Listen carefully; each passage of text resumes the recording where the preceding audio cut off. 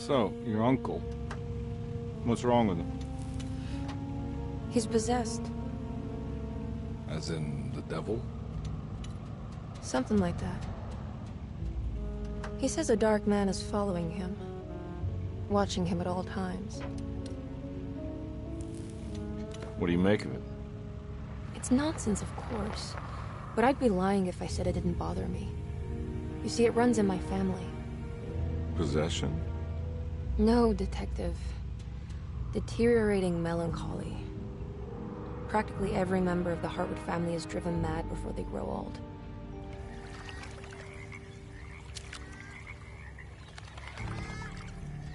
But Jeremy didn't kill himself. Is that why he's at your setup? Despite being convinced that he is truly possessed, he decided to put his last chips on Dr. Gray and his psychoanalysis, figuring he might stumble upon some cure.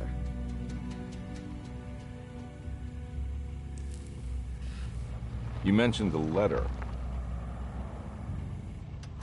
I received a disturbing letter from Jeremy accusing the staff and all the other patients of being involved in some cult. And now they are also out to get him. Could it be real? Or is it all just in his head? It's a story he tells himself, Mr. Carnby. Anything to avoid the truth. Which is? That we're all terribly insignificant. That people mean so very little to one another. That there is no one out to get Jeremy Hartwood because he isn't worth getting. Here we are.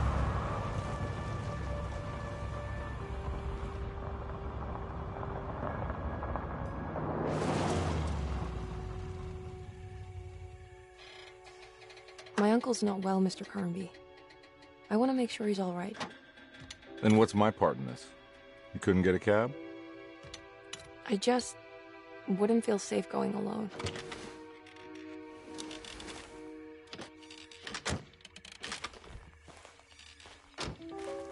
Did you bring a gun? Yeah. You think it'll actually come to that? No. But you might need to wave it around depending on how agreeable the staff will be. What exactly are we gonna do when we find Jeremy? I don't know. Let's just find him first.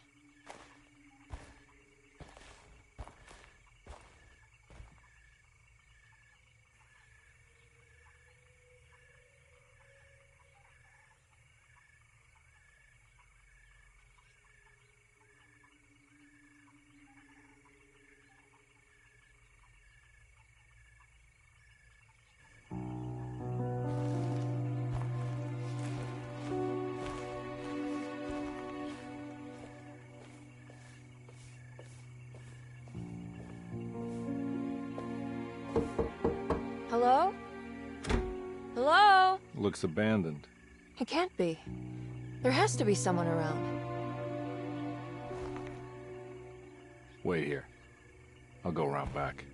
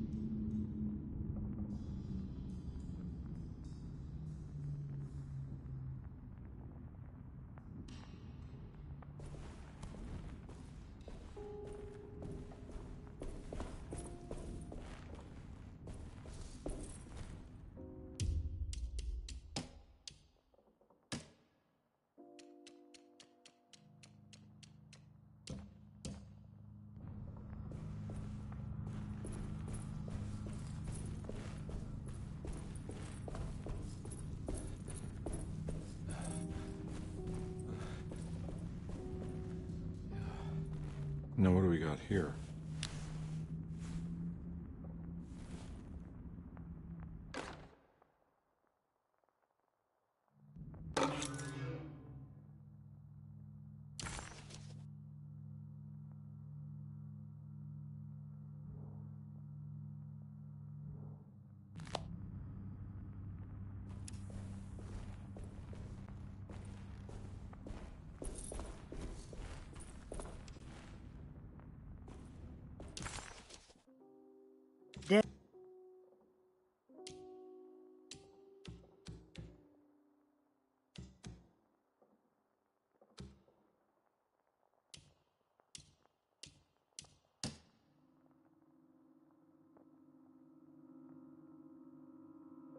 Louisiana State Board of Private Investigator Examiners grants the following license to Edward Carnby, Decatur Street, New Orleans.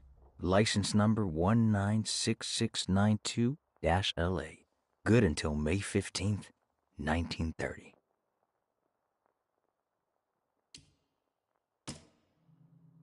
Carnby, why am I hearing from Gloria Allen that you got some job at the loony bin?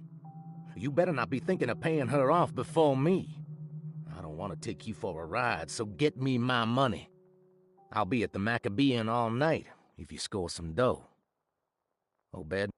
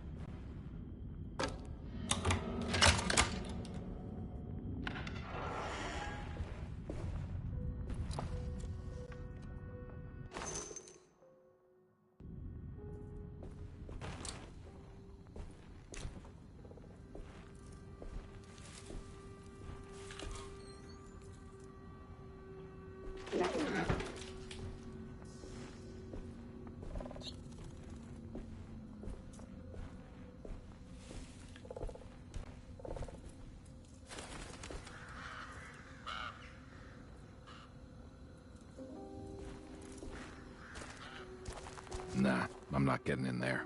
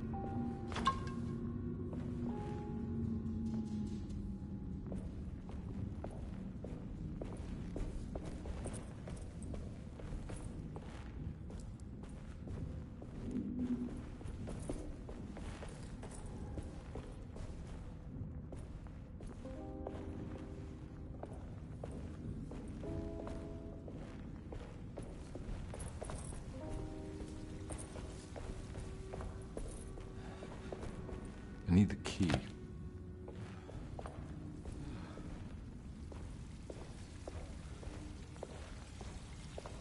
That's one big tree to fit inside a conservatory.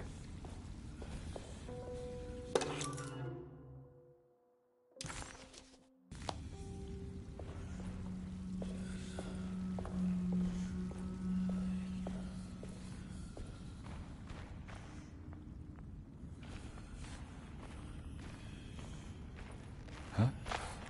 What?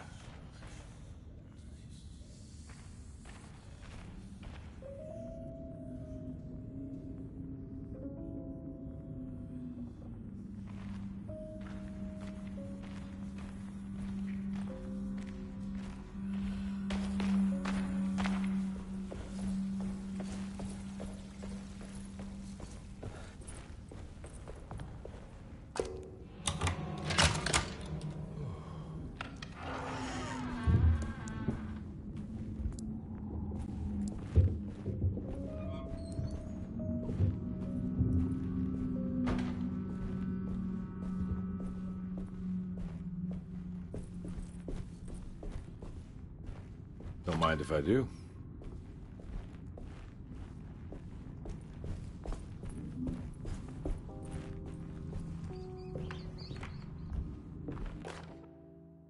Every day your silence weighs a little heavier. It's been a difficult year for everyone, and many have lost all hope. I read in the papers about people suffering. Pictures of dust-covered landscapes without a drop of water. I wish I knew if you were still tending the earth or if you had turned your back against us. I have started to look for help elsewhere. I pray you will tell me if I am going down a path that you find disagreeable. With help from Baptiste and Charlotte, I found comfort in the practice of the voodoo. I have long been skeptical of that Caribbean cult, but it's been of good use to me. It seems all harmless in my book. I say some words dreamt up by the Creoles, and I carry around a small pocket of gree-gree. Nothing of this is mentioned in the Bible, of course, but the French Quarter priestess tells me it's all connected. She says the Christian God is just one more perspective on the creator of things. That's what I like to think, but the other way around, that the spirits of her faith are just aspects of you, our Heavenly Father. I am so grateful for the words you gave Mr. Hartwood. We will sing your praises at St. John's Eve. The world will be blessed soon again. Only the sacrifices of the Old Testament compare to your demands. Let it be the truth. A mother of earth, wood, and dirt. A mother of 1,000 young. Sacred sand, $1. Black cat oil, $1.50. Devil shoestrings, a quarter. That makes $2.75, madame. What was that you were telling the doctor? A goat without horns. What does that mean? Ah, you must have misheard me, madame. I said no such thing. Please, I know I don't look like any of you, but I'm devout. I'm ready to do what it takes. Do not be so eager to sacrifice the few things you have left, madam. Now please, leave my store. A goat without horns.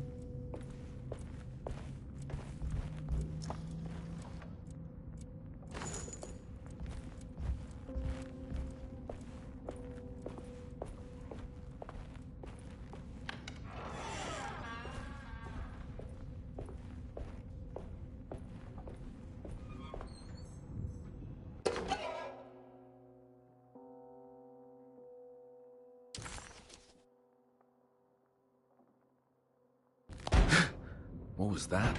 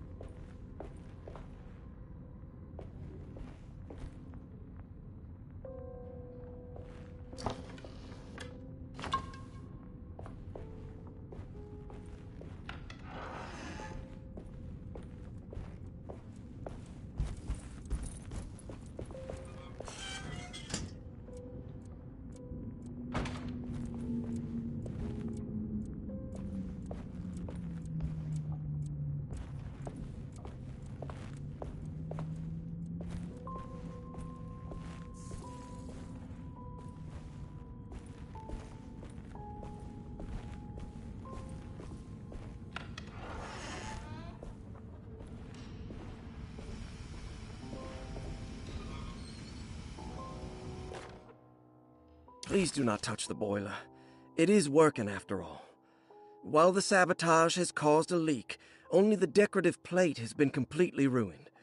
Let's wait for Mr. Chance to turn up and he can take a look at the leak. Mr. Waits.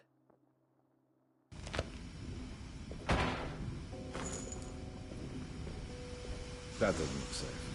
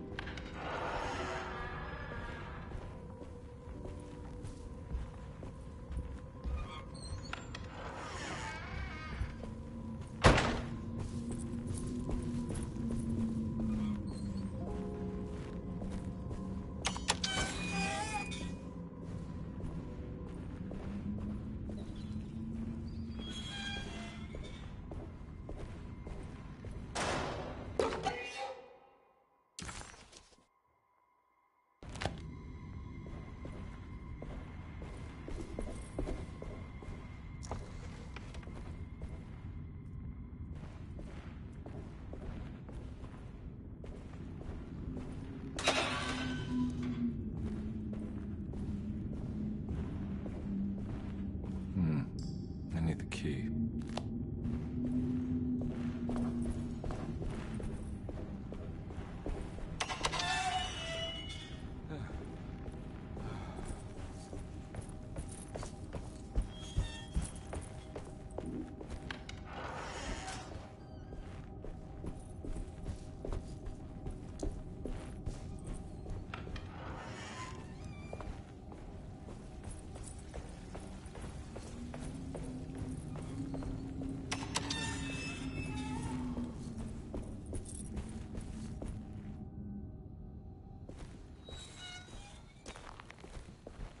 Huh.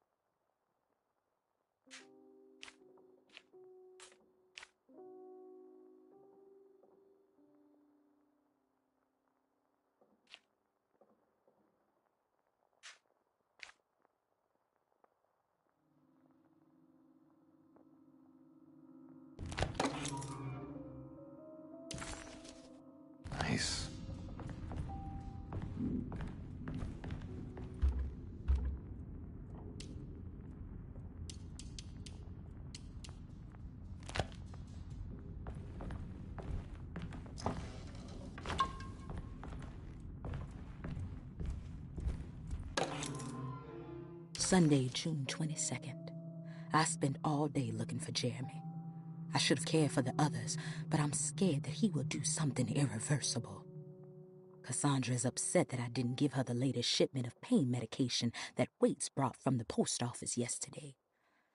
I would have given it to her, but the company didn't send a new key this time around, so the box is just sitting there on my desk. They must have figured we had plenty of their gimmicky keys by now. I only remember seeing one lately. Grace was playing with it inside the grand parlor. Unless it turns up by itself, it will have to wait. I have to figure out where Jeremy is. I think Jack knew something. That dog of his found a strange rot permeating the house. She's showing us, he said. Like those blots and streaks of fetid rot was talking to him.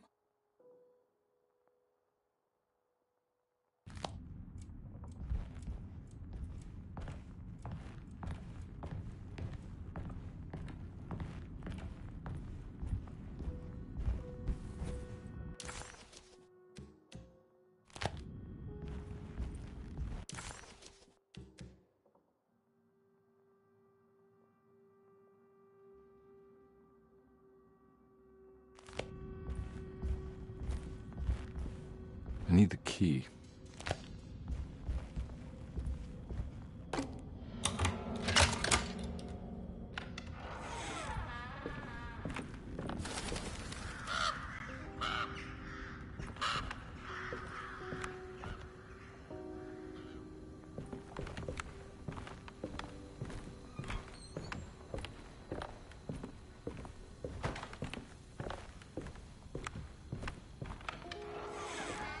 Oh.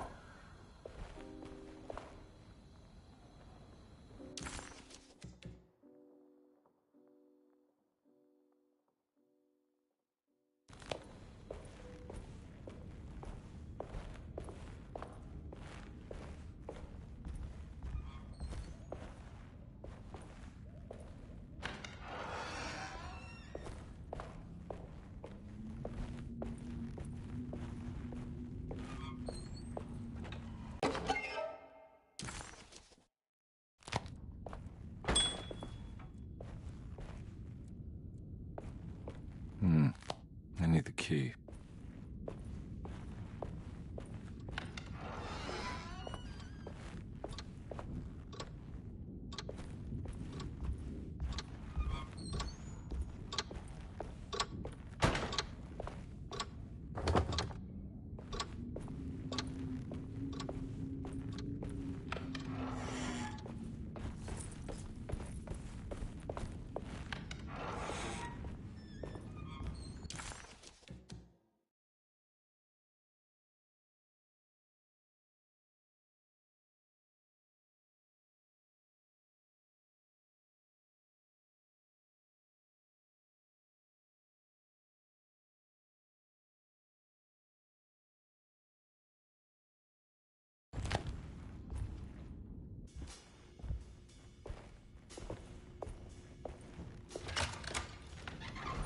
Thanks.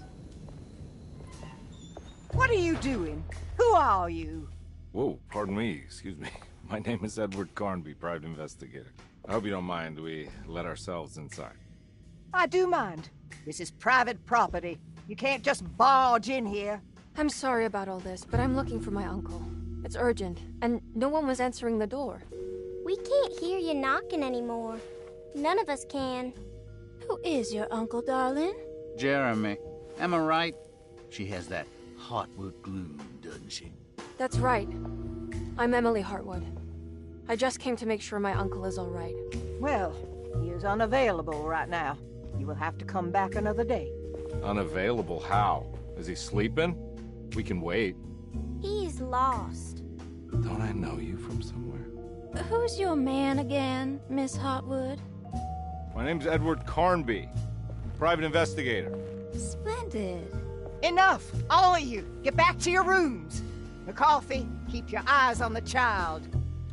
And you two, please leave immediately.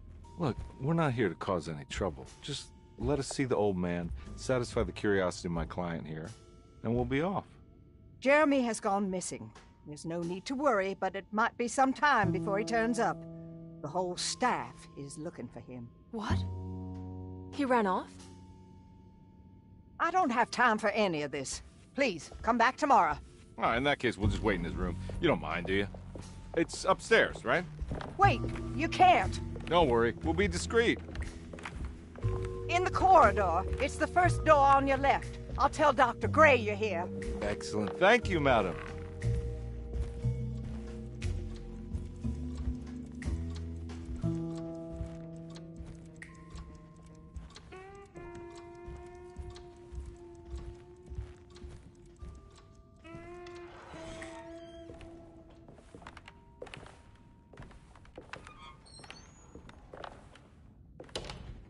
All right, here we are. Let's look around. See if we can dig up any clues.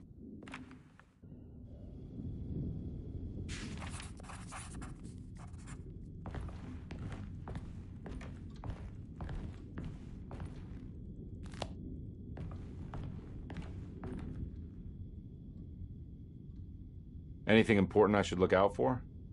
Did he keep a diary? Not that I know of, but it wouldn't surprise me.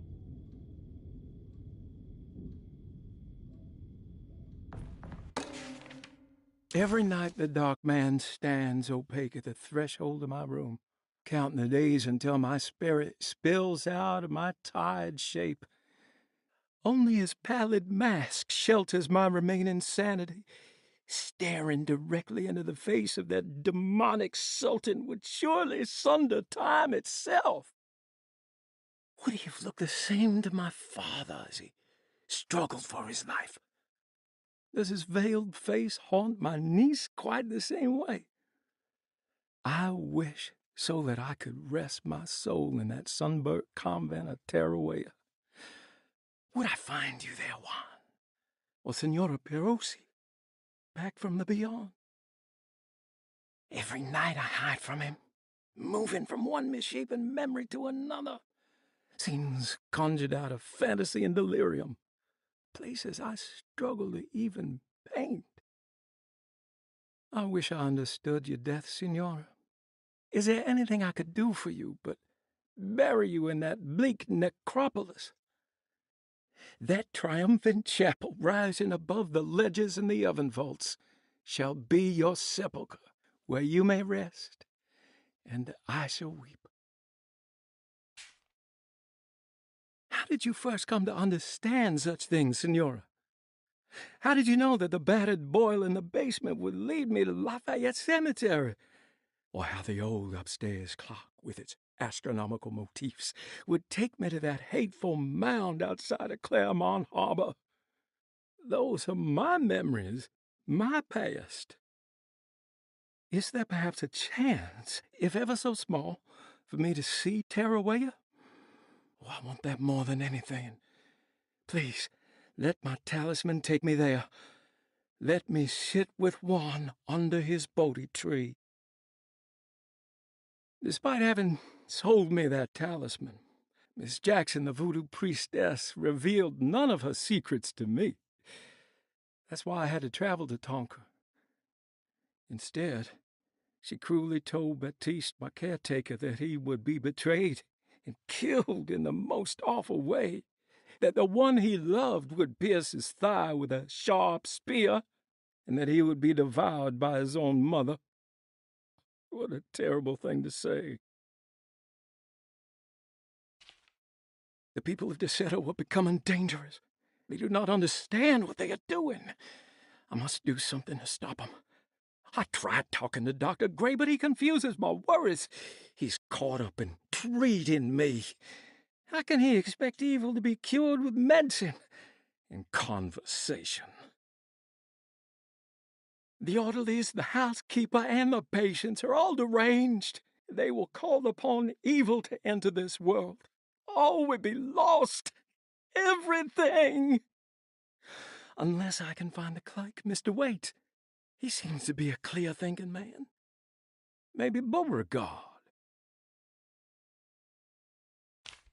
The dark man offered me a prison, and I accepted. I signed that miscarried contract and entered the dark pact. Everyone is safe, except for me.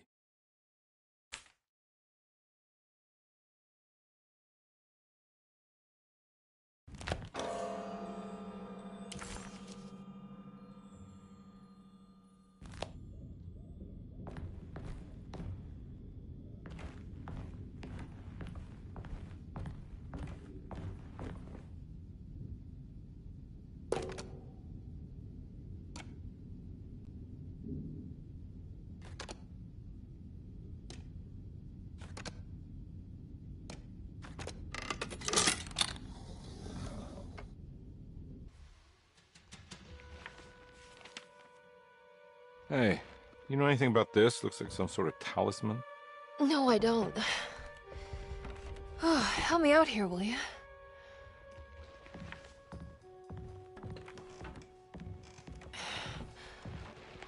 I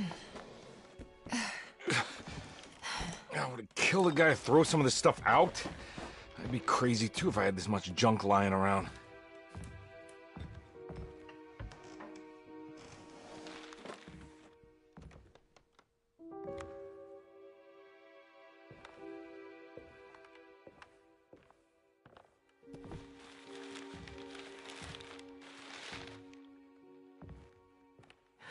Oh, wow.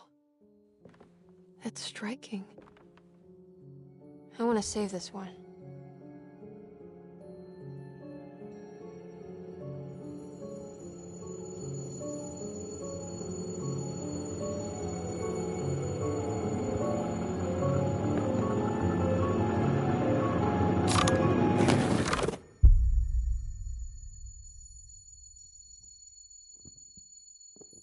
All right, come on. I want to go see Dr. Gray.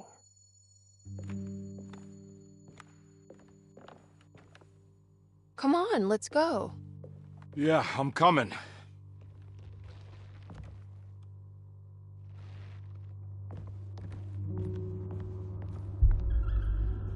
Miss Hartwood. Emily?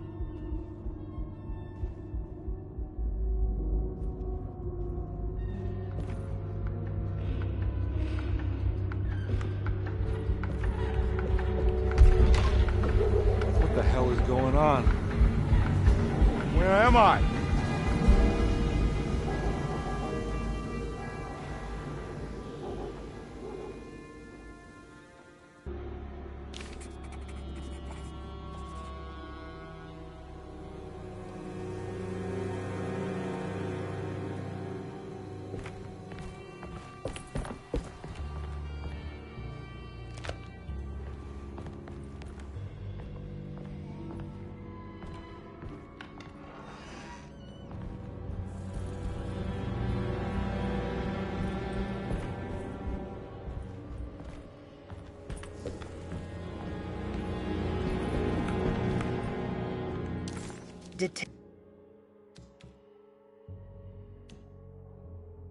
Detective Carnby couldn't believe his eyes. The French Quarter scene before him was dark and sinister. The only sign of life he could see from Jeremy's balcony was the light coming from a lone corner store. Jeremy had gone missing.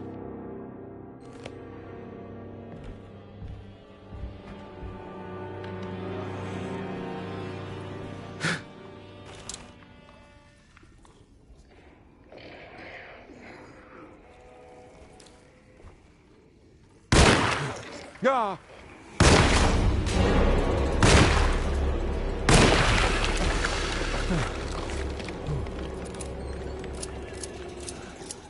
Christ, what the hell was that?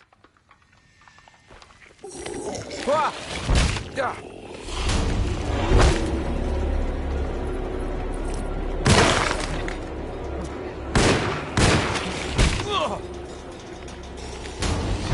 Ugh!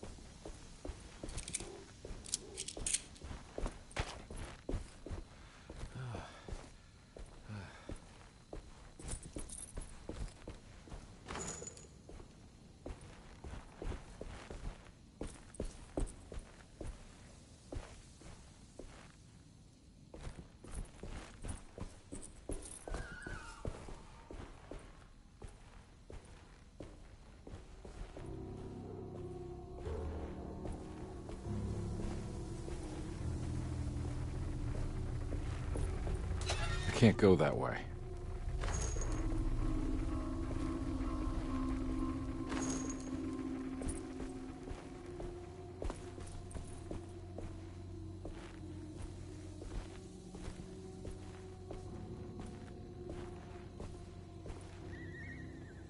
What the hell is going on?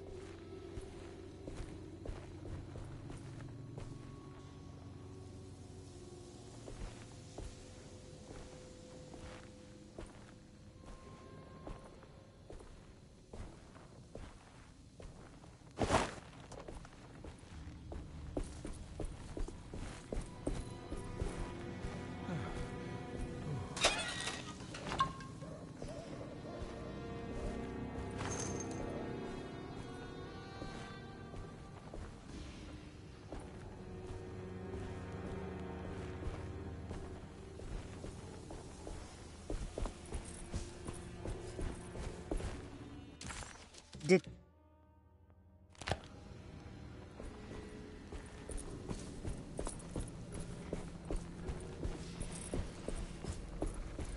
I can't go that way.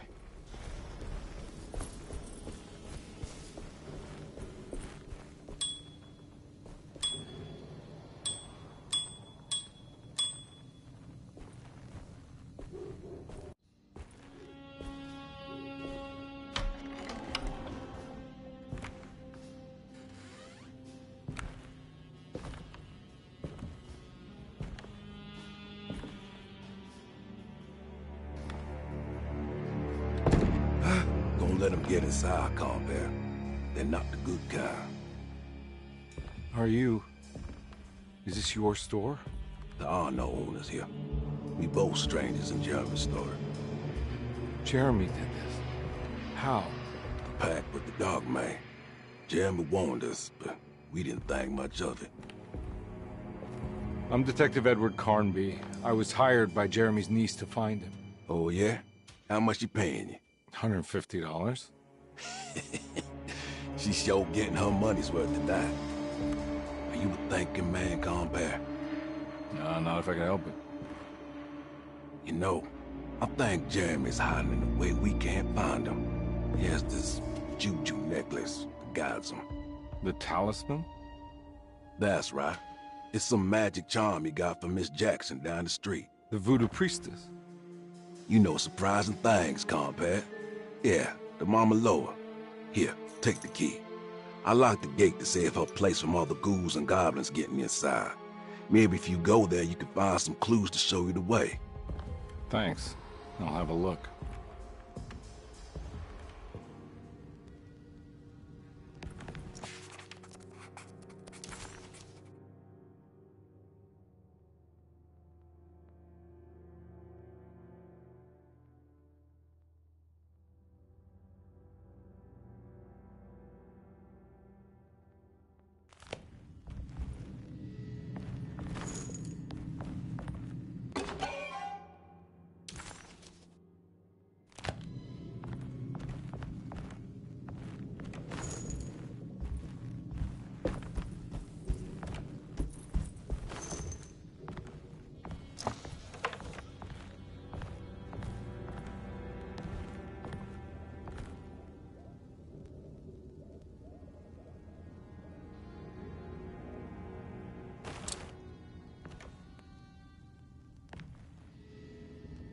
You want to come along? Nah, I'm gonna stay here for a while.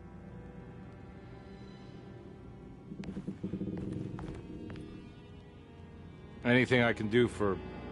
Sorry, I didn't catch your name. Baptiste. Just tell my sister Lottie I'm alright if you see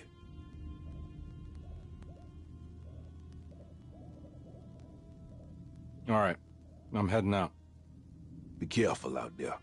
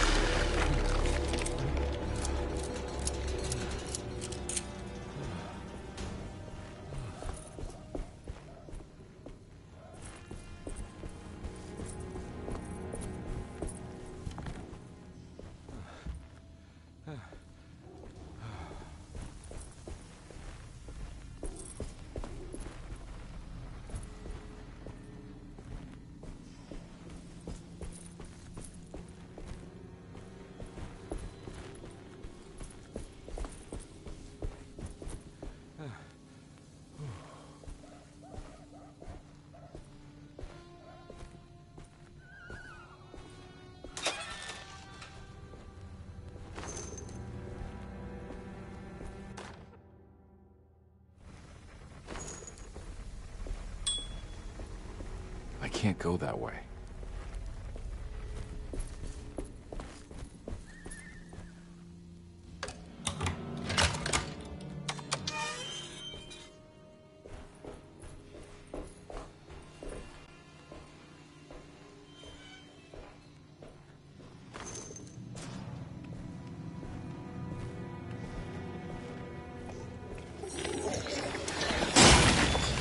Ah!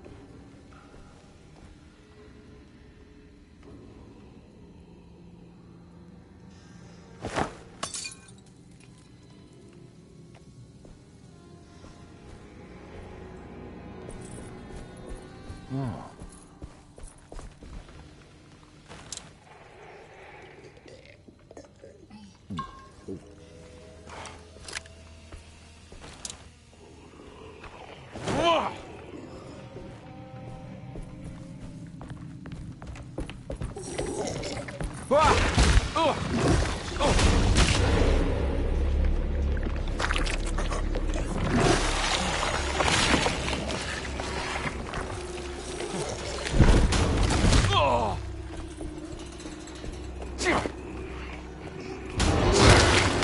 My weapon broke.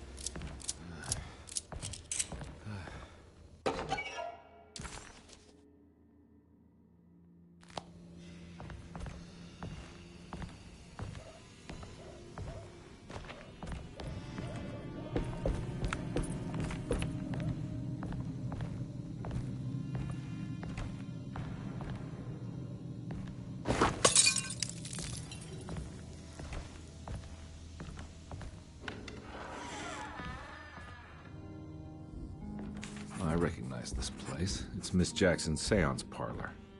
Let's see if she's got any information on Jeremy's talisman.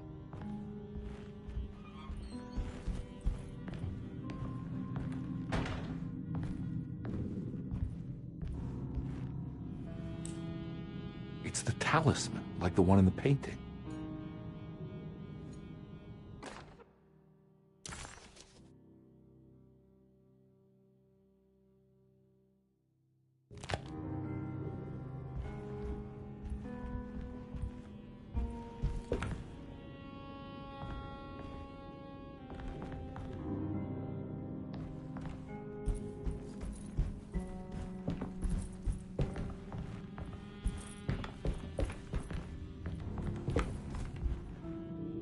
think it's meant for the talisman.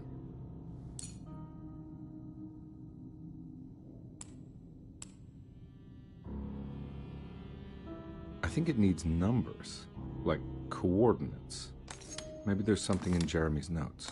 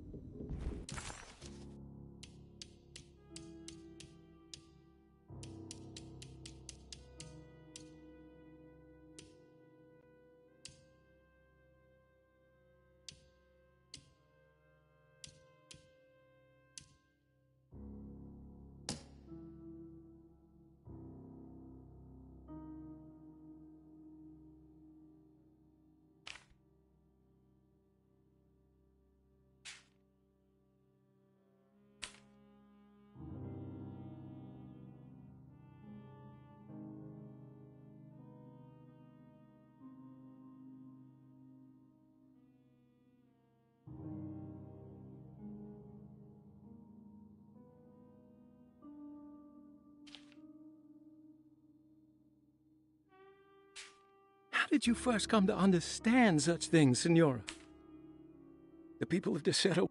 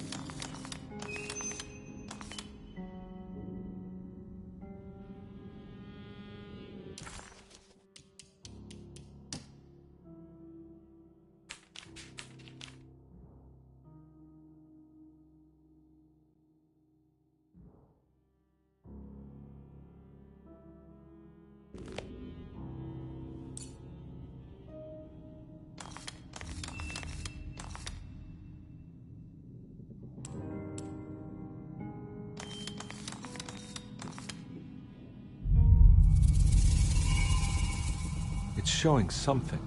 A place? Where is that? Huh.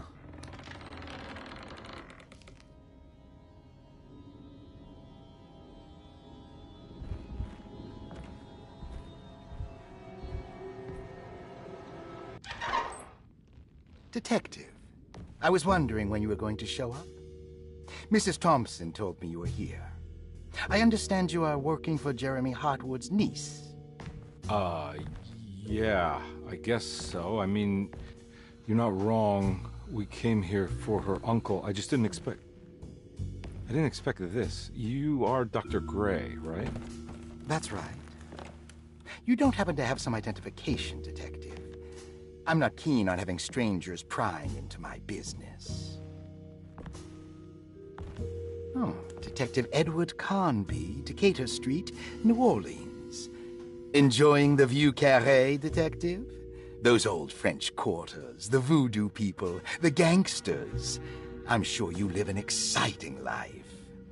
Well, it's not quite like the stories, Doc. Just trying to make a living. Aren't we all making a living? Well, welcome to Deseto, Detective. I hope your time here will be useful. Now, what can I do for you? Why don't you tell me where I can find Jeremy Hartwood? Why wouldn't that make for a short visit? I wish I could tell you, but I'm afraid I don't know. A drink, Detective? Anything brandy. Oh, you do belong in the French quarters, Detective. Armagnac or cognac? You know, just give me the cheap stuff. I'm not much of a connoisseur. Having low standards is not a virtue, Detective. Let me see if I can broaden your perspective. What can you tell me about Jeremy? I wouldn't want to go into details about his condition. Doctor-patient confidentiality. I'm sure you understand. Sure, but he is crazy, and he's gone missing. Why? Here, try this. Ooh, it's good. Got a bite? It's called a sidecar. The trick is not to be afraid of the tartness of the lemon. Then, for goodness sake, don't overdo the triple sec. Okay, what can you tell me about Jeremy? Well, let me think. He is an anxious man, constantly worried about events not presenting themselves according to his model of predestination. He complains about things not being carried out in the right order, and that some things simply shouldn't be. Is any of this helpful to you? Not really. I was hoping for some direction where to look next. I'm sorry. I have nothing for you then. You should talk to my orderlies. They have been looking for him for a while now. I'm sure they would appreciate your help. Yeah, I ran into Batiste earlier. Come to think of it, he might have given me a lead. Oh, excellent. So your investigation is already underway. I'm gonna go, but I'm sure we'll meet again. Looking forward to it. Safe returns.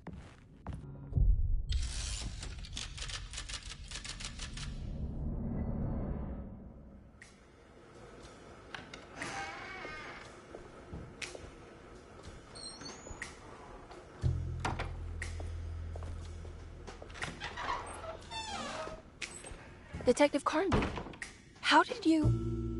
where did you go? I was just talking to Dr. Gray. You disappeared. No, it's not what you think. Have you found anything strange going on here? Yes. Everyone is being incredibly evasive and I can't figure out why. No, I mean something you can't explain. Paranormal, even. Detective, I really need you to get yourself together. I can't do this alone. Forget it. I'll figure it out. Do you want to come see Dr. Gray? No, I want to try something. With this talisman, I think I can follow Jeremy to the place he mentioned in the book. What was the name? Do you remember something Spanish? Teroea. Yeah, that's where I need to go. Detective, Are you gonna be alright? Yeah, of course. Go talk to Dr. Gray. We'll rendezvous later.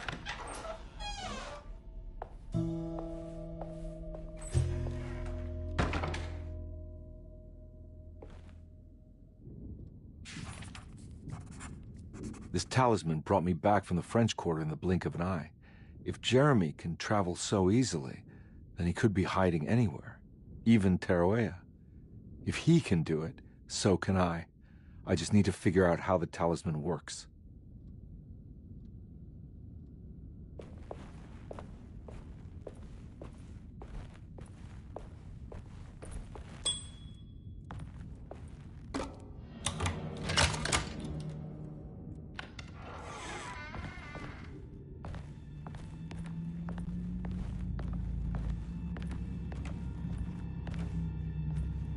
I need the key.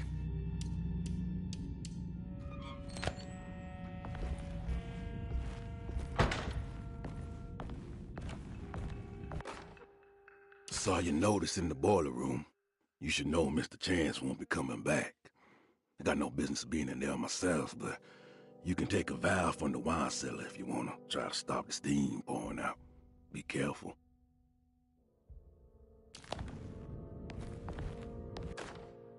Paul, you're right about the plates on the boiler and the clock. They have been sabotaged, and I think I know who did it. They have something to do with Jeremy's episodes and how he seems to disappear at night. Right now, it's important that you keep an eye out for any of the pieces. I want to find out if I can repair the plates. Let me know if you find any of them. Lottie.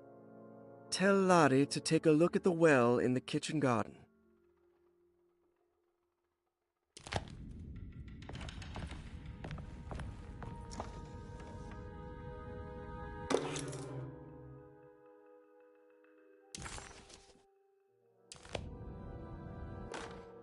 Dr. Elmore Lee Gray is Deceto's chief doctor. Accounting and all administrative work is handled by me, Paul Waits. Magdalena Thompson, or Mags, is responsible for the household. Jean-Baptiste and Charlotte Tabois are responsible for keeping the guests' medical regimens in check. Finally, Jack Chance is our gardener, who can occasionally be seen in the conservatory, but is for the most part busy outside. There are currently 6 guests at Deceto. Malcolm McCarthy and Ruth Tallant reside on the first floor. Jeremy Hartwood, Elisabetta Perosi, Grace Saunders, and of course Cassandra Beauregard live on the second floor.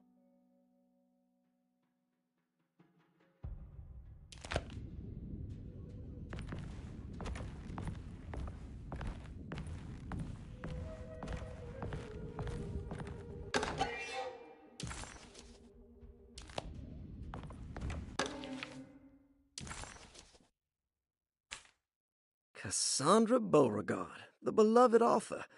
Very exciting, isn't it? What do you want to put down for reason for admission?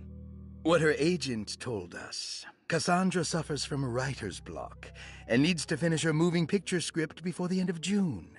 Mr. Chardot suggests Cassandra's heavy use of barbiturates is holding her back and risks ruining her career. And how should we summarize her personal history? Let's keep it short. Cassandra Beauregard is a beloved crime author who managed to pull herself out of poverty and into stardom. 5 years ago, she tried killing herself by jumping off a balcony. The incident left her a cripple and now relies heavily on her wheelchair. And for diagnostic impressions? Cassandra suffers chronic back pain following her suicide attempt. She self-administers morphine to keep herself ambulant, but has become addicted, and the desired effect is now lost. The drug abuse clouds her mind, and she is unable to focus on real life. To save herself from this insight, she instead makes up stories to fill out the gaps in her own thought process, resembling the Korsakoff syndrome. Oh, bravo, Doctor. How will you treat her? First of all, she needs to be weaned from her drug addiction, and hopefully it will resolve her compulsive lying. Then look into permanently numbing her pain in her back through surgery. Finally, deal with her suicidal thoughts. Fantastic. With such a short time before June, I really hope she gets better soon. We... Grace Saunders, 11 years old. Reason for admission?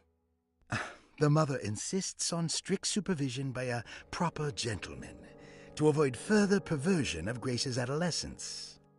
Personal history? Grace's family possesses modest wealth and status. Her childhood seems ordinary, spending most of her time with private teachers and family friends. Grace's father recently passed away, leaving her mother the sole caregiver. And diagnostic impressions? Grace has trouble dealing with her father's death. She is willingly suppressing her feelings on the matter and isn't properly acknowledging the trauma she suffered. Any planned treatment? Grace needs nothing out of the ordinary. She simply needs parental guidance. Eventually, we can work on her feelings toward her father. Thank you, Doctor. I'll finish the paperwork and get her installed. Malcolm McCarthy, 54 years of age. Reason for admission? McCarthy admitted himself to Dorsetto, stating simply that he needs some damn rest. And personal history? McCarthy claims he used to work as a lawyer in Baton Rouge, but says he can't go into details because of some legal dispute. His background remains largely a mystery, except for the occasional clue that he drops in conversation. Huh. And diagnostic impressions? McCarthy is an anxious man and an alcoholic. He often tells half-truths due to some deep-seated inability to trust other people. And how will you treat that? McCarthy will take some time to open up. Spending time with Jack's dog or the child should be good for him. Their harmless nature will help build his sense of trust. Thank you, Doctor. Elisabetta Perosi, 33 years old? What should I put down as reason for admission? Well, Perosi broke into Dorsetto and was found wandering the grand parlor. She was confused and suffered partial amnesia. She insisted she belonged here and offered to pay for her stay. Right. What do you make of her story? Perosi claims to have been a member of the Astarte artist colony some 20 years ago, a claim that seems contrafactual due to her young age. She looks to be and even thinks she is 33 years of age. That would make her a child at the time. It seems fair to say that Perosi's story is untrue, deliberately so or not. Diagnostic impressions? Do you have anything? Perosi's story is peculiar because she retracted her story about the artist colony. She no longer claims to be the same person as Elisabetta Perosi.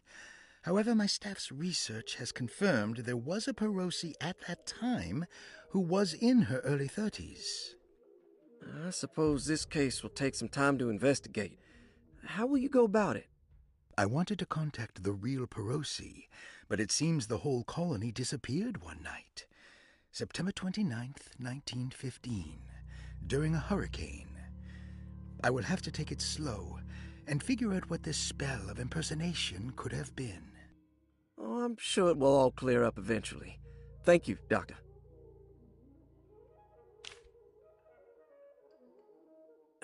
Ruth Talon, 29 years of age.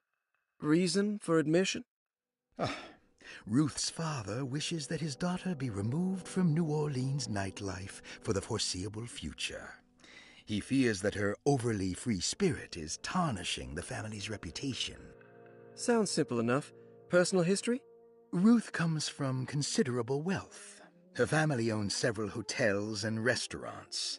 Unlike the rest of the family, her sense of adventure has taken her around the world, including France during the Great War as a photojournalist. The last decade, she has provoked many rumors of being a debauched flapper, bordering on nymphomania. And diagnostic impressions? Despite her father's frivolous reasons for her to be admitted, Ruth does seem to provide an interesting case. She is refreshingly open and doesn't shy away from talking about her life during the war or her continuous celebration after returning to the States. She is admittedly a sexual deviant and feels no remorse. And her treatment plan? Simply staying at Derceto should do wonders for Ruth. If not, at least for her family's reputation. Ruth doesn't need to change, but with therapy I might be able to share with her some sympathy towards her family. I doubt she will settle down and become as dull as the rest of them, but at least she might try to be more discreet in the future. Looks like all the patients are accounted for, except for Jeremy. There's no way I can get into this thing. Better leave it alone.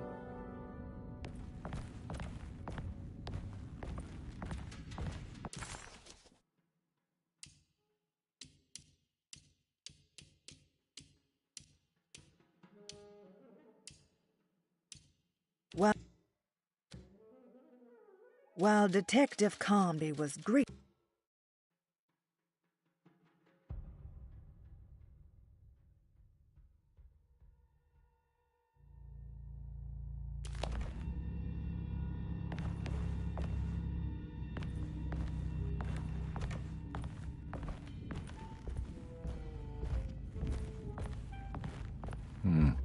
I need the key.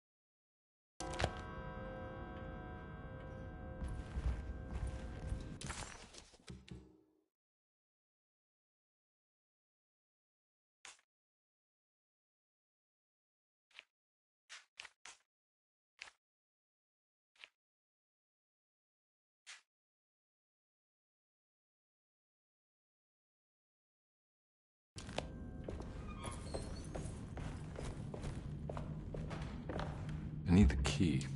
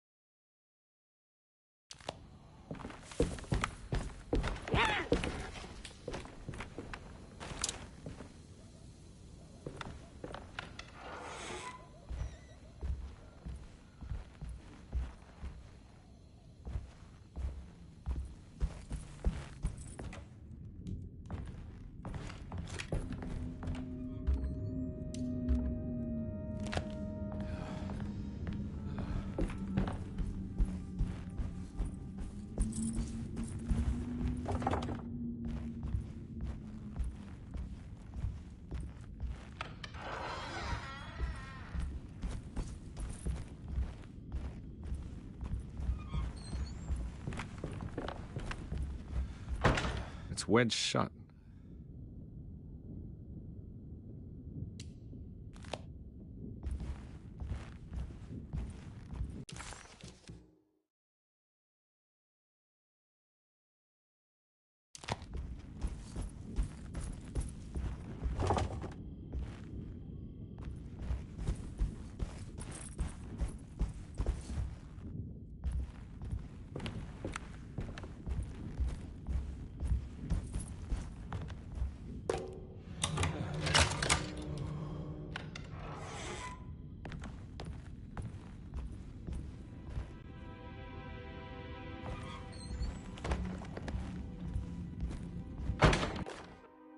Lost Plantations of Louisiana, Thierry Briclot, 1917.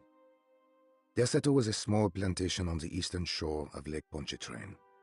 The land was considered difficult for industry and was sold for only $30 to Elijah Pickford in 1818. Pickford employed hundreds of workers from nearby New Orleans to clear the woods and build a small plantation mansion facing the lake with a striking Greek Revival temple facade. Derceto kept a modest production of barrique tobacco and indigo that persisted up till the Civil War. During the antebellum era, Derceto was the source of many rumors concerning voodoo and witchcraft. People who traveled the lake reported seeing people dance at night in front of bonfires, bleating and wailing. On June 17, 1862, Captain J.W. Norton of the Union Army recounts leading a raiding party from ships anchored in Lake Pontchartrain in order to seize control of Derceto and free the slaves working there. The captain was surprised to find the workers fighting back with unprecedented zeal. Norton's account describes these men and women as enraged with fanaticism. Pickford reportedly tried to placate the raiders, but was shot in the confusion. Captain Norton left the mansion burning and retreated to his ships with his men. Derceto was left in ruins for several decades. The ownership of the land was long disputed and returned to the Ledoux family in 1901. Several police reports were filed during the following years as the Ledoux tried to get rid of a camp of squatters on their land. The police made several visits to remove the trespassers, but the people kept returning. On November 1st, 1907, Inspector Legrasse of the police charged a deadly attack in order to save several children kidnapped by the squatters. Many were killed, and even more were jailed. The following year, Ledoux rebuilt Derceto, incorporating the surviving stone foundation and adding a magnificent wrought iron conservatory. The farmland had been reclaimed by the surrounding woods, so it was no longer profitable to use as a plantation. Instead, the house was turned into an artist's colony. The Astarte Artist Colony was a successful group of artists, including figures such as painter Heinrich Cassel and poet Nora Keith. The group was also known for their beloved Mardi Gras crew called the Pirates of Pontchartrain. On September 29, 1915, a tropical hurricane tore through Louisiana, causing Lake Pontchartrain to flood New Orleans.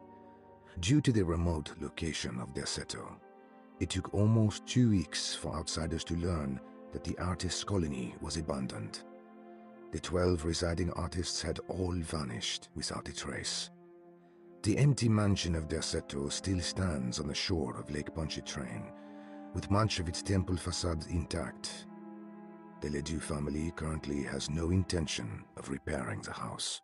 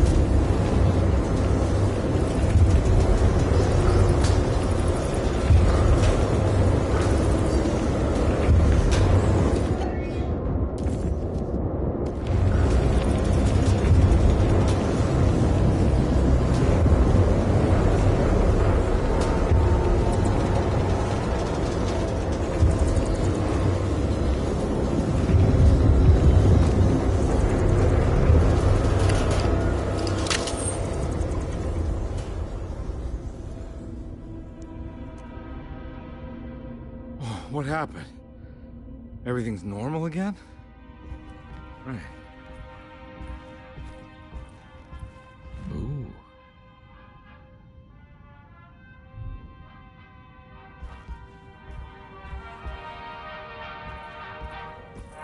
It's wedged shut.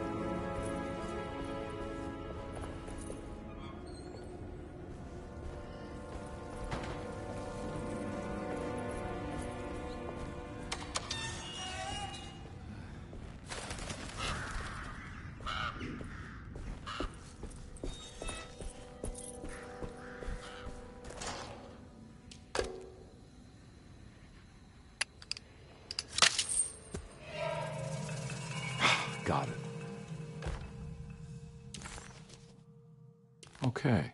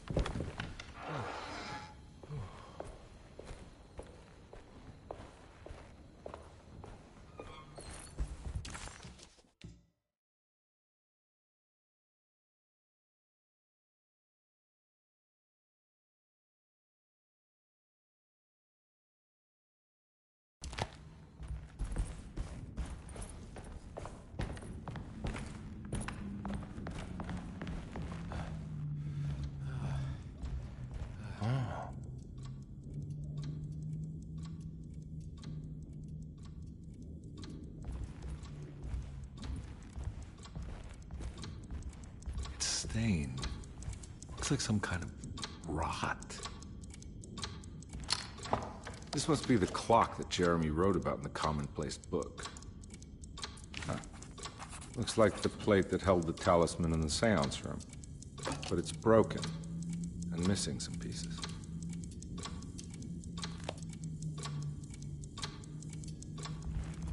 If it...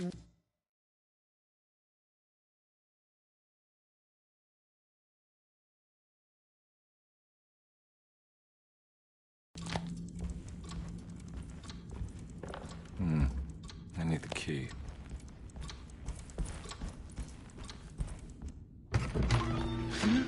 Yeah, sorry, Detective. Didn't mean to obstruct justice or anything. That's fine. You know, I'm kind of busy with my own case of a missing person.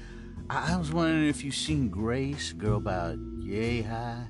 I can't say that I have. Why are you asking? Well, I'm looking for her. Is she in trouble? No. She's just hiding somewhere. We can't have a rascal like that running around unchecked. A time like this, you understand?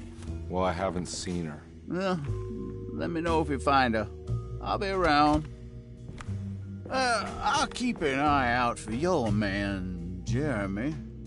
You You scratch my back, Detective, and I'll scratch yours.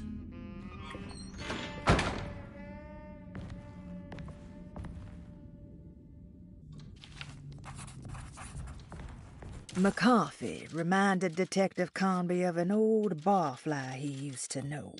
He detested him. There was no getting around it. McCarthy was going to have a hard time getting on his good side.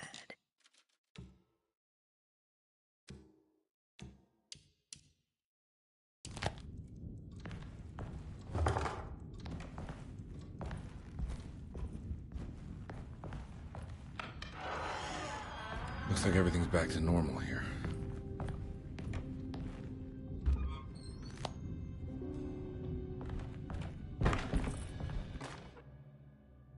Emily's here.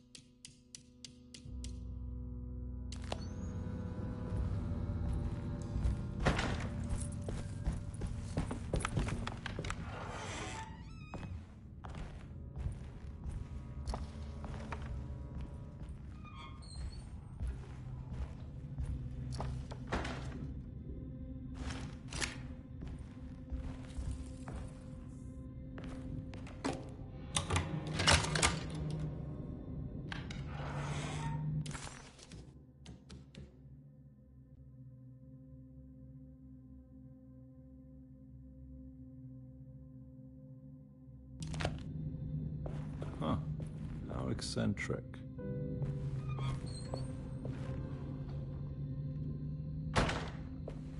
What are these symbols? Looks like alchemy, or star constellations.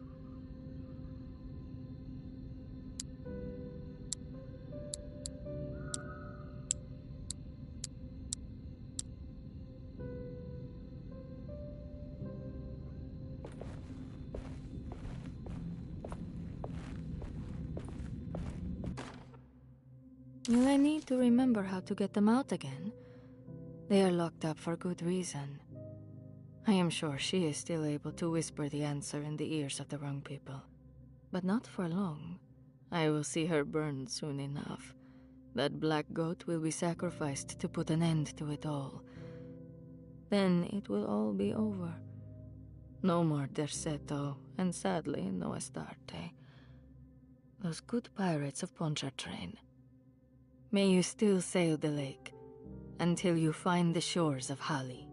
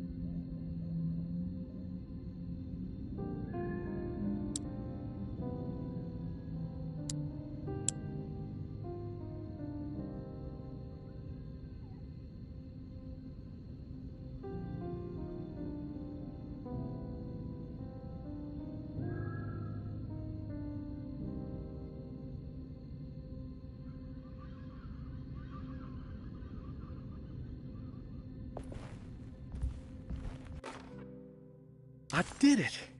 I crossed the thresholds to my intended destination without a focusing device. My talisman now knows these roads, and I have no need for the plates. I can find my way to Lafayette as easy as I find my own room. I visited the grave of my father and seen the oven waiting for me. Thank you for opening these doors. I now must summon my courage and go back to that hateful mound outside the oil rig. I hope you'll be feeling better when I return. Jeremy.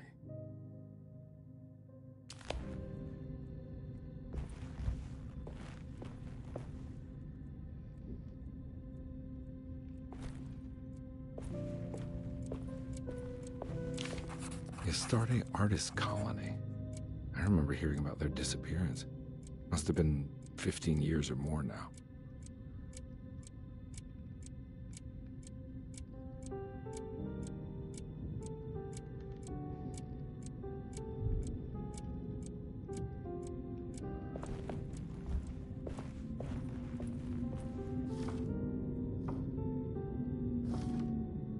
These paintings got some grim-looking rot on them.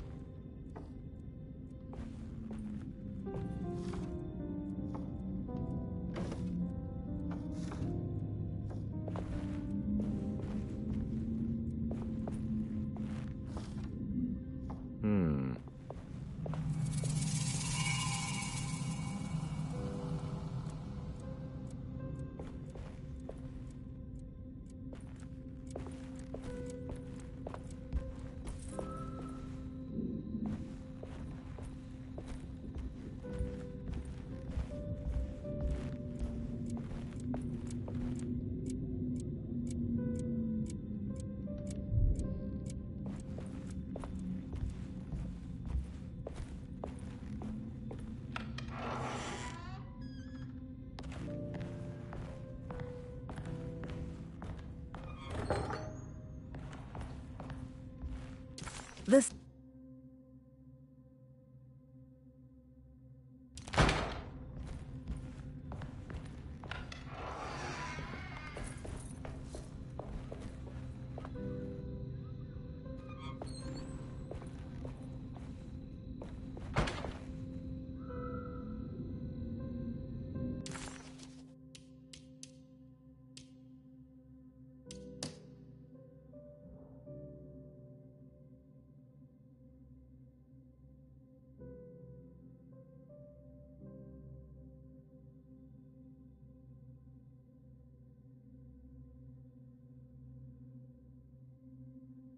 Will I need to remember how to get them out again? They are locked up for good reason. I am sure she is still able to whisper the answer in the ears of the wrong people. But not for long.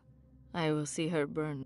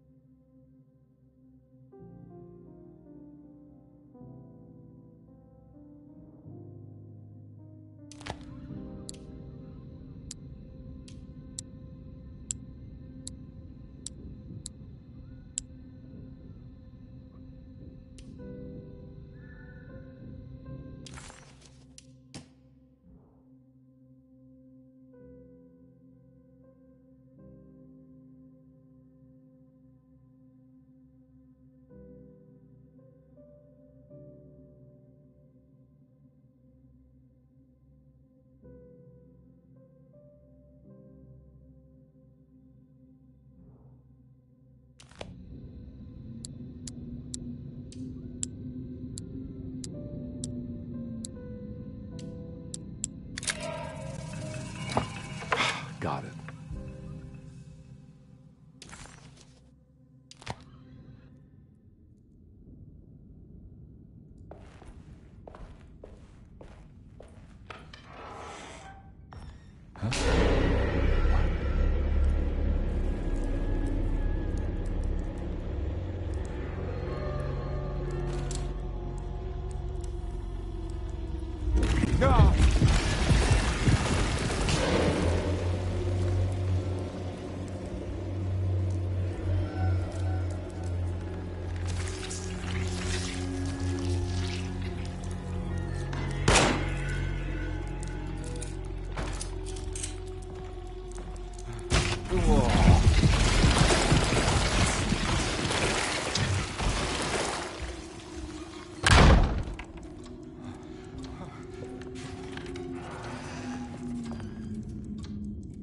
What the hell is going on?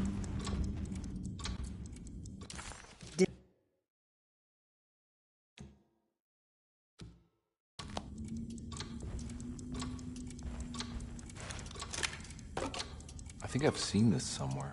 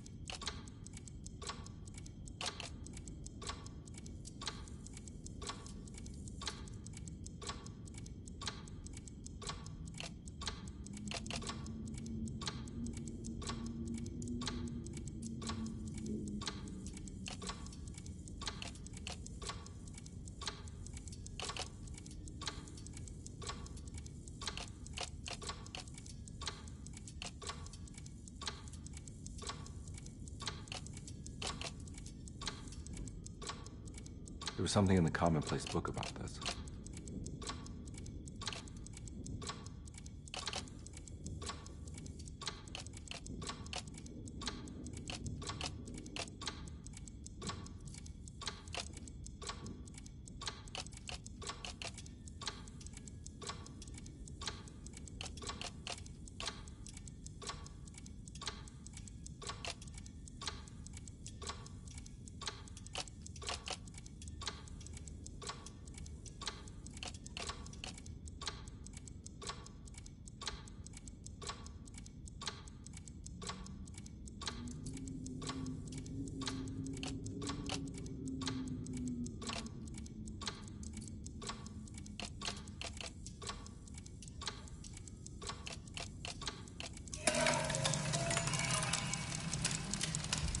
I think the clock broke. Or maybe it just stopped at a very precise place.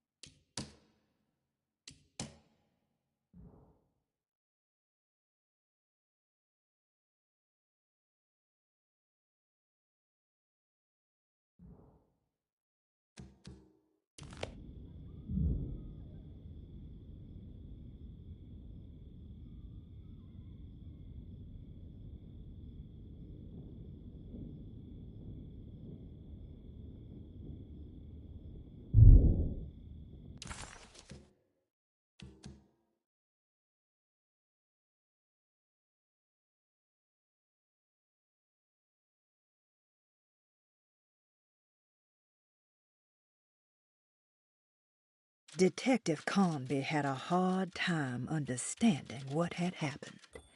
It did feel similar to when he was pulled into the French Quarter, but with less power and purpose.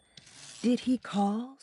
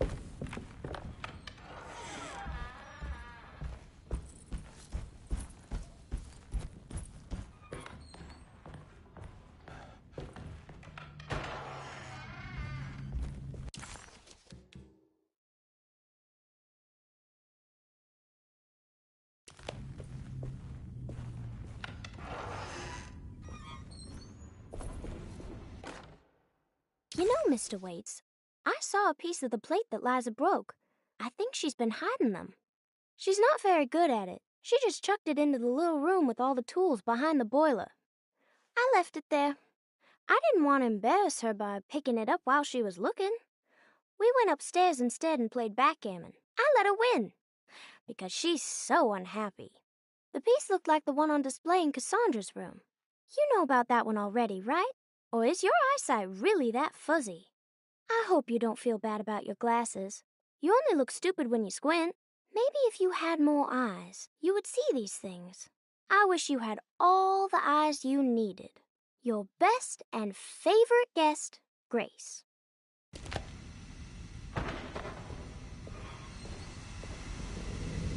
It's another plate for talisman.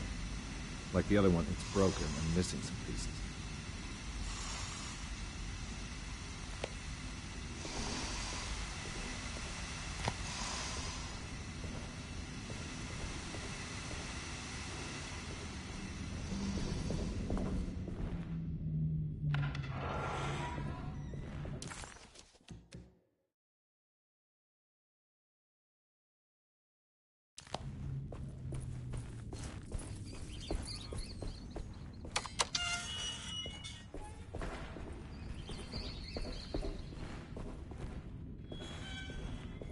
I need the key.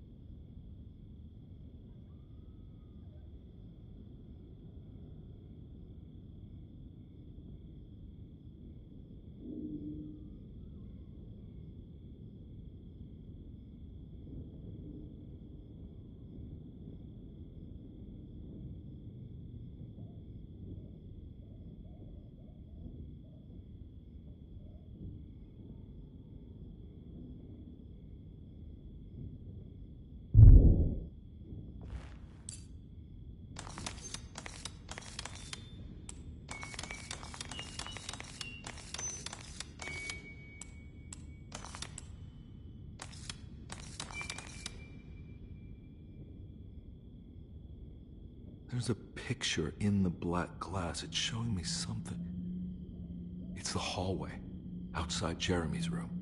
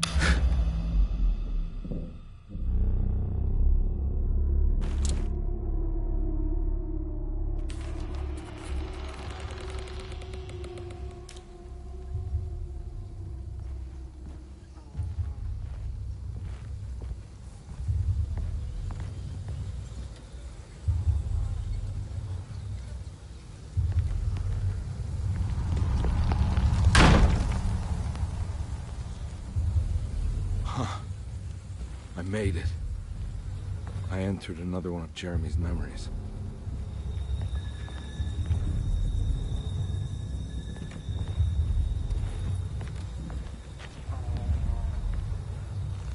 Ugh.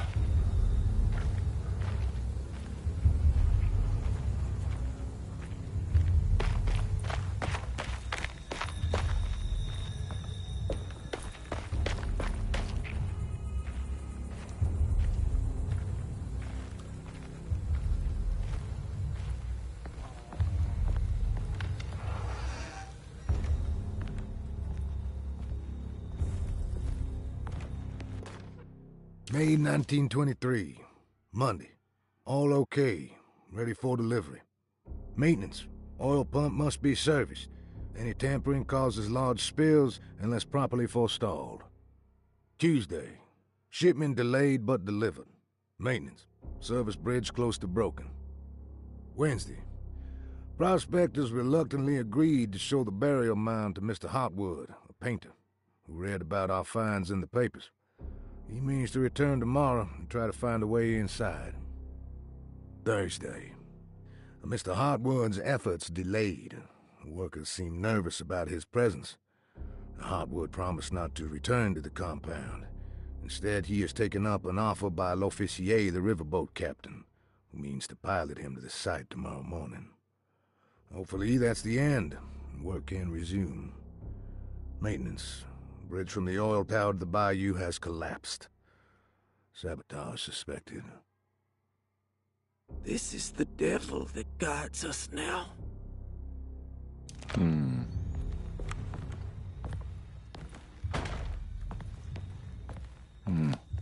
need the key.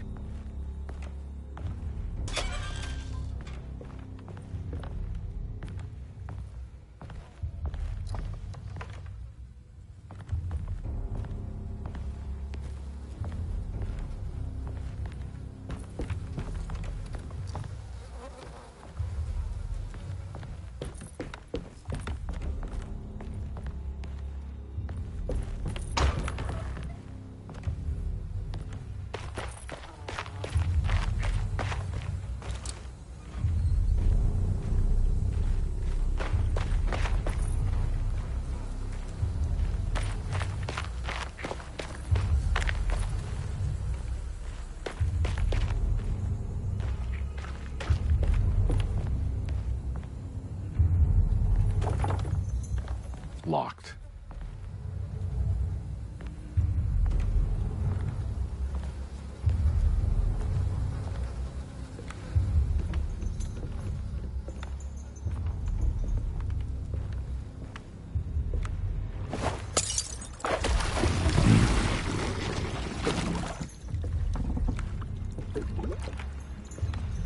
There's something missing.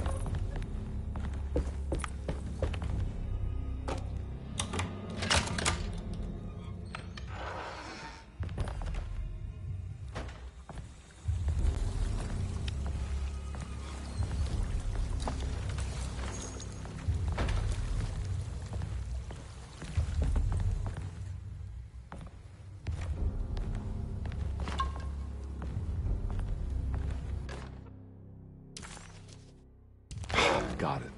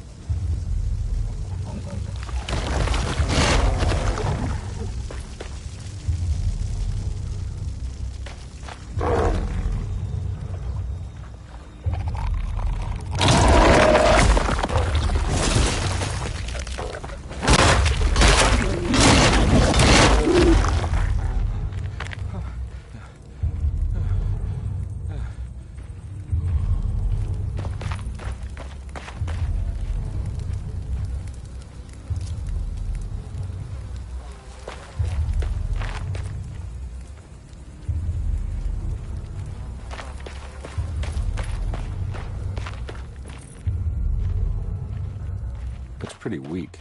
I just need something to break it.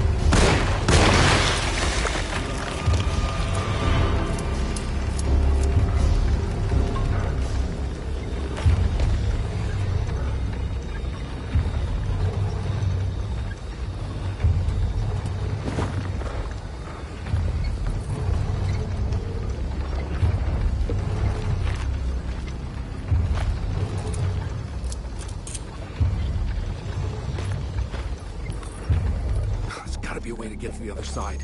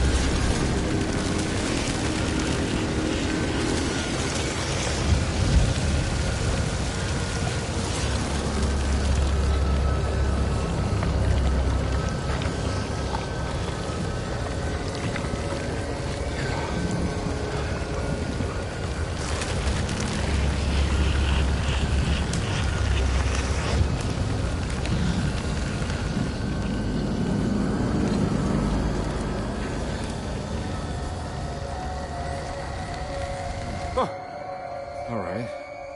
Now what?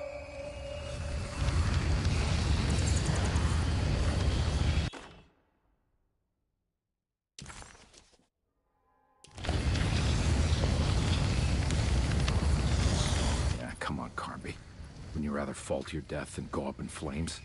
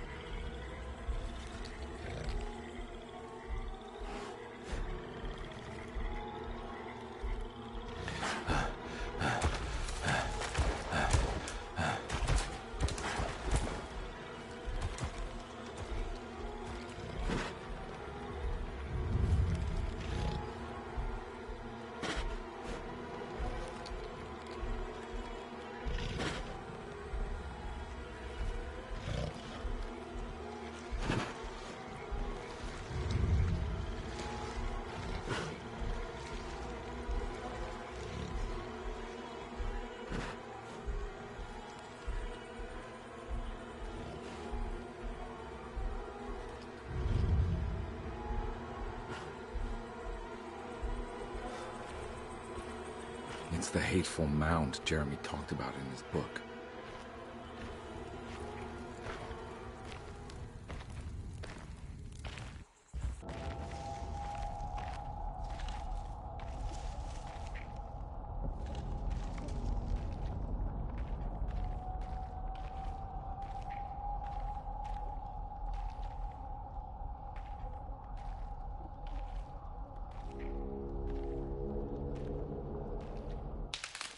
Don't come any closer. I'm armed. Get that thing out of my face. Who are you? What are you doing here? I'm just a detective trying to find something called Teruea. You after Jeremy too? Why? I'm working for his niece. She wants to make sure he's alright. He might be unharmed, but far from alright. He's a curse upon Deseto. Here we go again. What?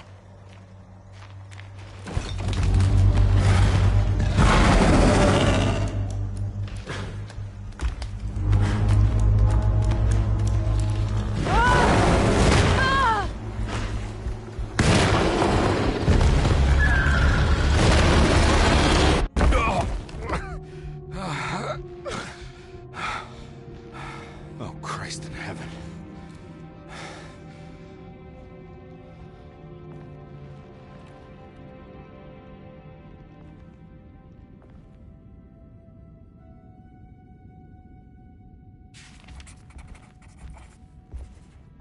Ooh.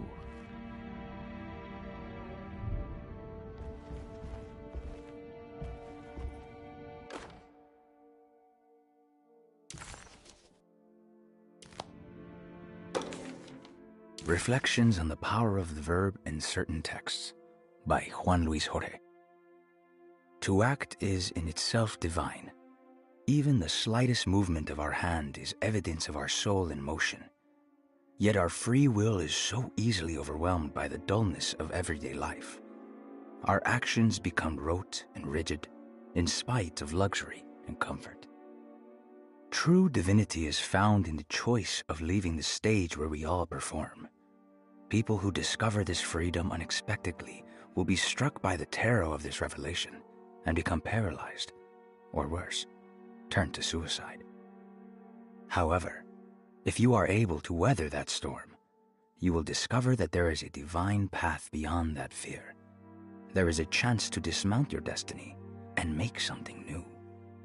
Something that hasn't been planned for or predestined. There is difficulty in explaining this type of acting as it transcends our everyday choices. This isn't some banal decision choosing one career over the other, or even who I should marry. Leaving the stage, no matter how, isn't a matter of course correction. It's a rejection of the story that the Creator is telling.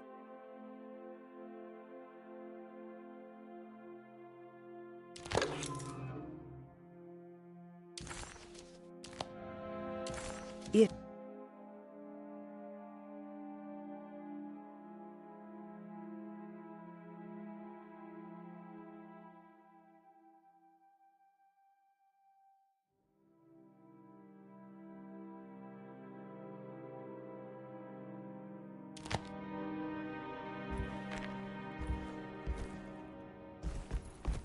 It's wedged shut.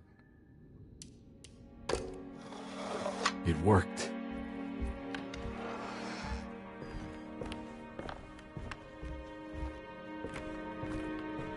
I don't think I have everything I need.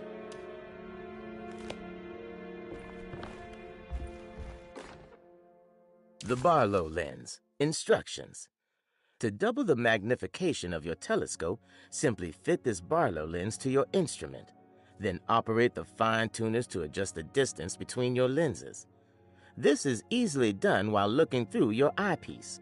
Simply search for a position where your picture is clear and appears flat. When correctly tuned, your telescope should present a clear picture with magnificent magnification.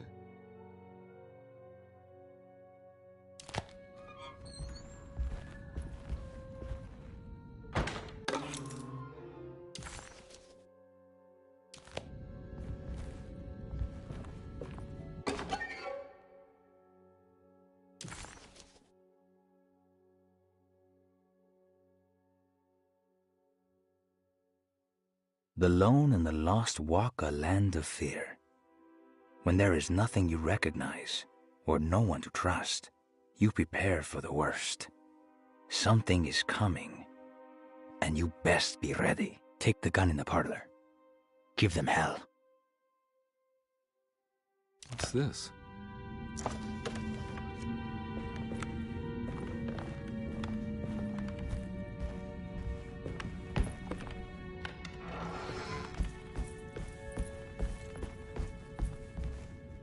Now we're talking.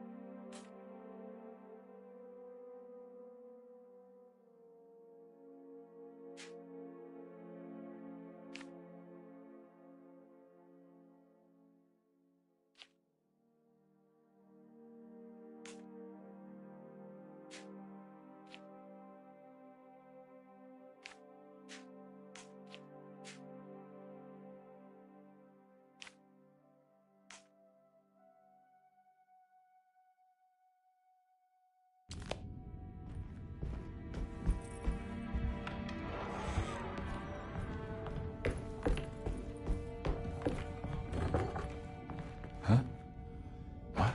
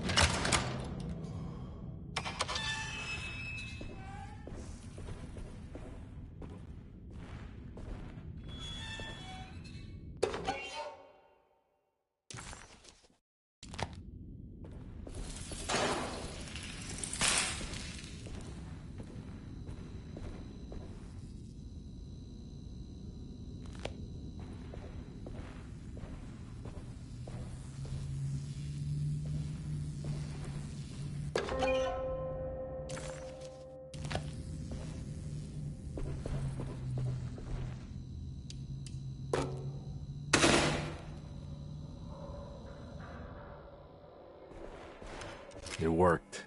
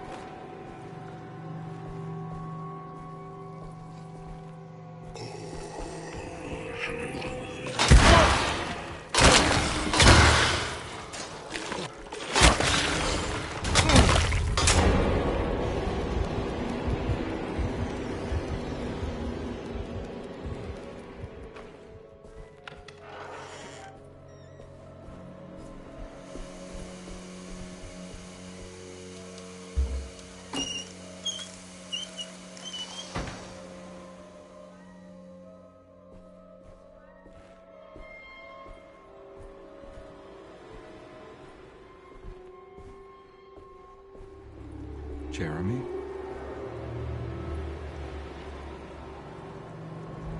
What the hell is going on?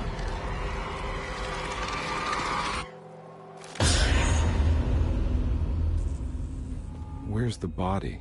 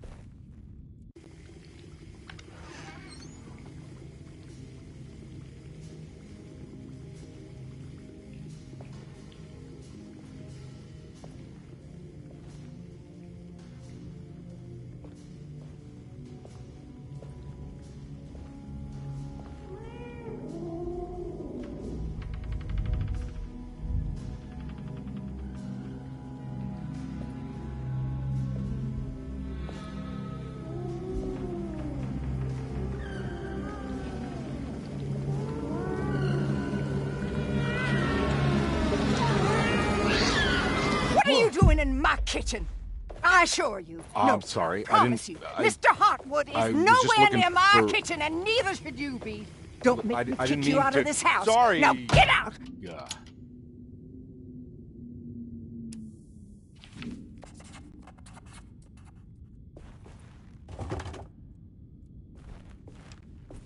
Calm.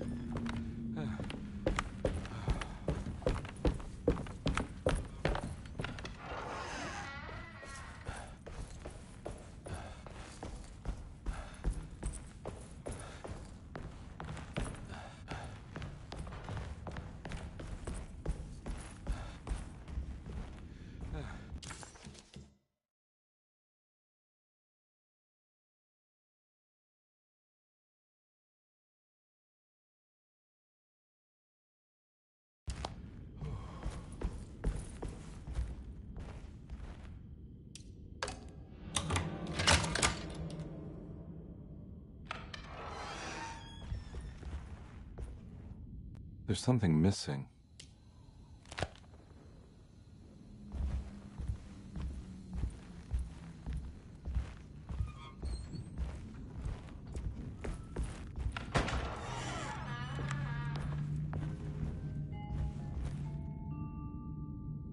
This must be that kid's room. Don't you worry, Grace. Go play your game, bleat and bellow with the others. I won't be jealous. There will be more masquerades. However, I would love it if you would finish my mask for the feast. With love, Ruth. Why does she seem so familiar?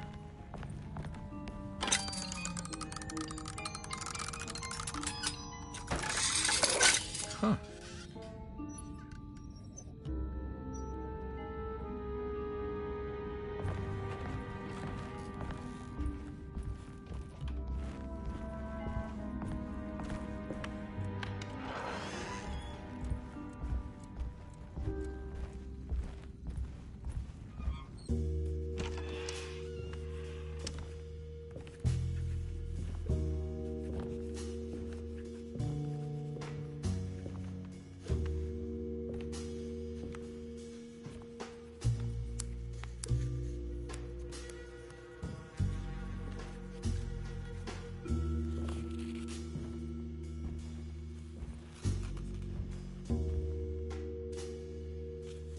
you got there? You drawing something? Nothing special. I'm just bored. Do I know you from somewhere? I remember you, Mr. Conby. From where? Don't touch that. Cassandra wouldn't like it. She wouldn't like it at all. Do you know where she is? I'd rather not talk about it. It makes me upset. Besides, she'll be back after the Feast of St. John. You think? Yup. It's all on the page, Mr. Conby. And many of them that sleep in the dust of the earth shall awake, some to everlasting life, and some to shame and everlasting contempt. All right. I'm gonna go now, if that's okay. I don't like to stay too long in the same place. Mr. McCoffey might find me. Hey. Is he mean to you? Not everyone needs to be saved, Mr. Conby. You should know that by now.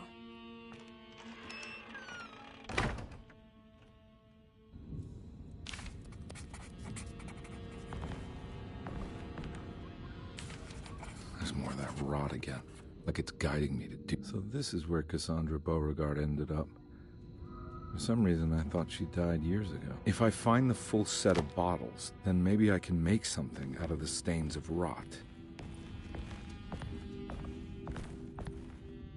It's another one of those strange padlocks.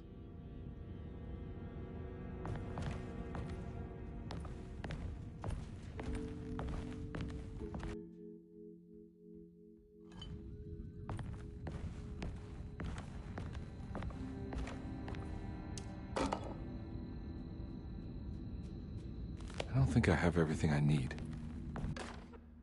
Miss Beauregard, I picked up your medicine at the post office today.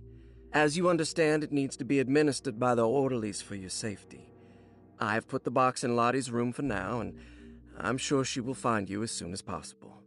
Mr. Waits.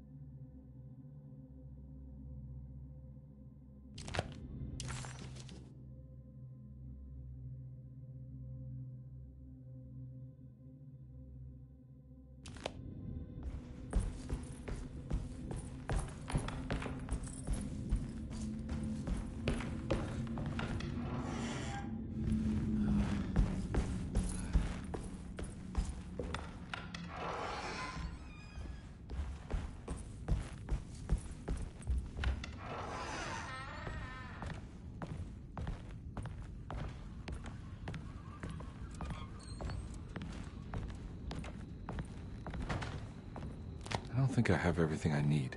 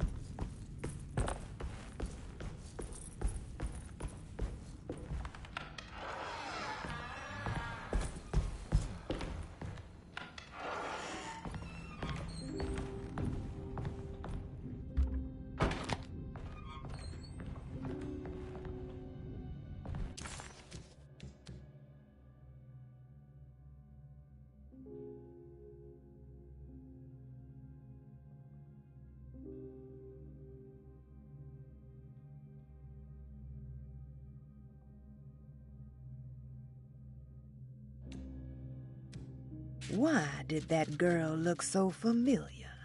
Detective Comby...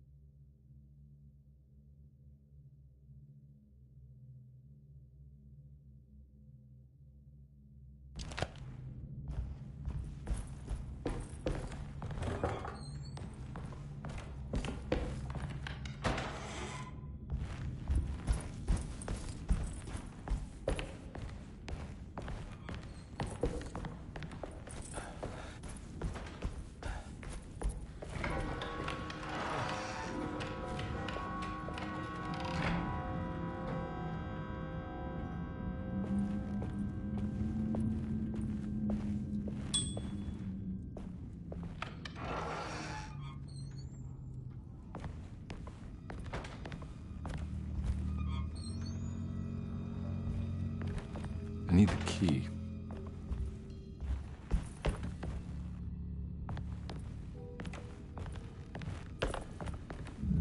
There's no way I can get into this thing. Better leave it alone.